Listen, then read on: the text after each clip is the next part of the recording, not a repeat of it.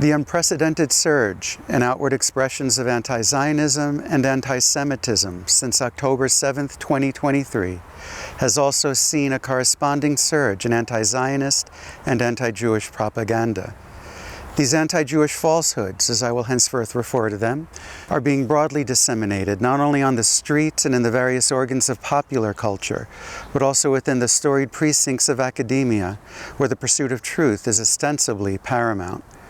Students are indoctrinated by professors who, to the laud of an intellectually bankrupt chorus of their peers, filter the present existence and existential struggle of the world's only Jewish state through a lens of falsehoods based on ignorance, pseudo-scholarship, and commitment to an ideology or theology which is anti-Jewish at its core.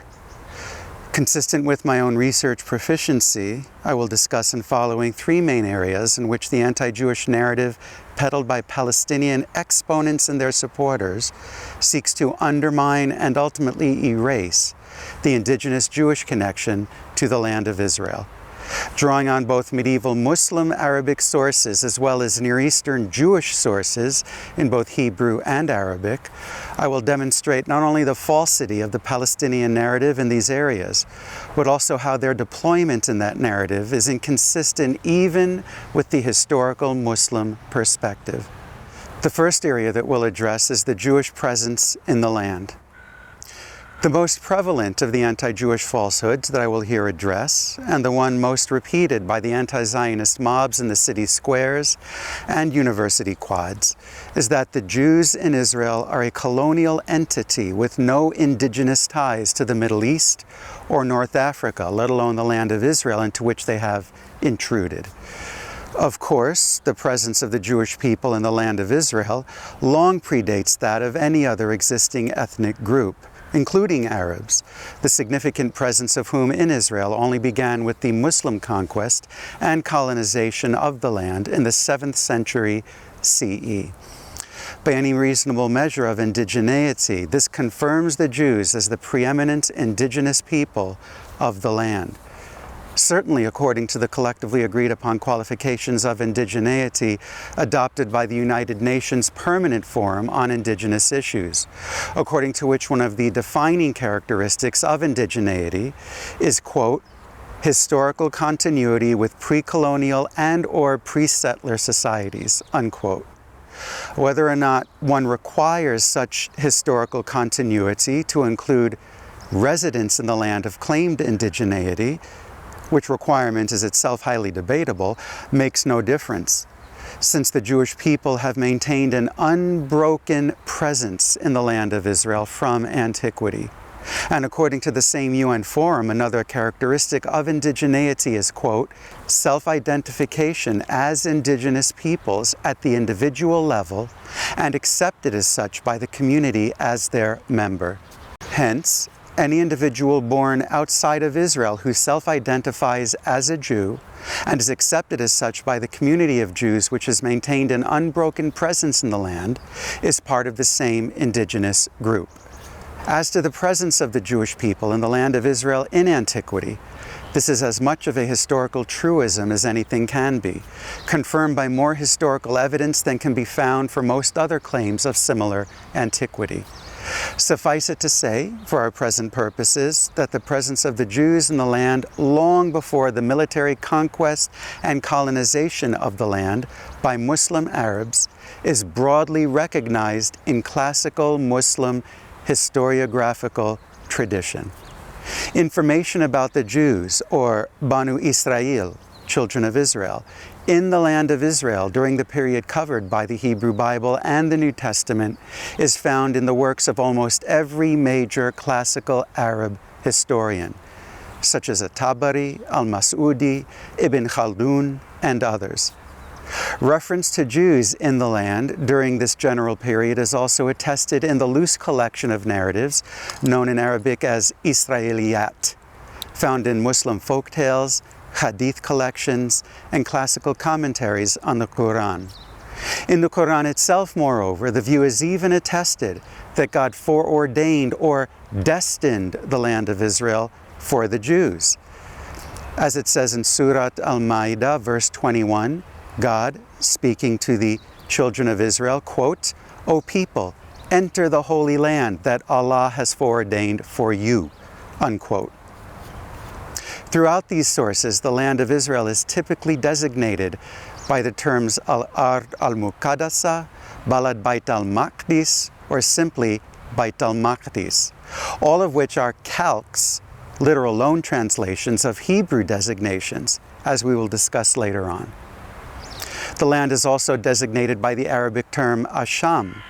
which also includes modern Lebanon, Syria, and Western Jordan. Far less common during this period is the term Filastin,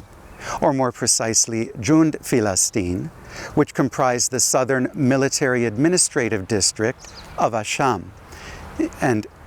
Jund Filastin would encompass Judea and most of Samaria, corresponding to Palestina Prima of the early Byzantine period. As to the continuing unbroken presence of the Jewish people in the land throughout the medieval period of Islamic and sporadic Crusader rule, as well as the subsequent period of Ottoman rule, this is all richly documented in the carefully researched studies of modern scholars such as Moshe Gil, Jacob Mann, Eliyahu Ashtor, and Yitzchak Ben Tzvi, among many others, who draw from an abundance of Jewish, Christian, and Muslim sources in various languages. Indeed, even in the Second Encyclopedia of Islam, Volume 2, published in 1965, the admission is made that, quote, Palestine had some Jewish inhabitants throughout the period of Islamic rule, unquote. Notwithstanding the notion of hundreds, perhaps, to which the term some might give rise, the Jewish population of the land of Israel during this period, while waxing and waning according to the ill or goodwill of the Muslim or Christian ruling class, was in fact quite significant. Although precise population numbers are generally difficult to come by, it can be conservatively estimated that the Jewish population of the land throughout this period numbered in the tens of thousands, and in some places the Jewish population even outnumbered that of Muslims. Thus, at the end of the 10th century CE,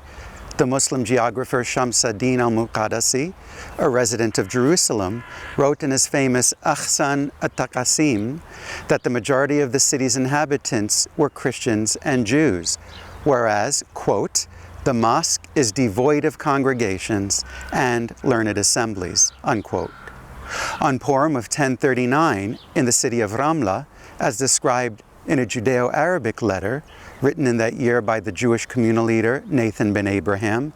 400 Jewish men gathered in the main hall of one of the city's synagogues to engage in a collective reading of the Scroll of Esther. From this, as reasonably observed by historian Moshe Gil, we can infer that, quote, there were approximately 1,000 Jewish families residing in that city, which is about 5,000 souls, unquote. Documents from the Cairo Geniza reveal that in the early 9th century,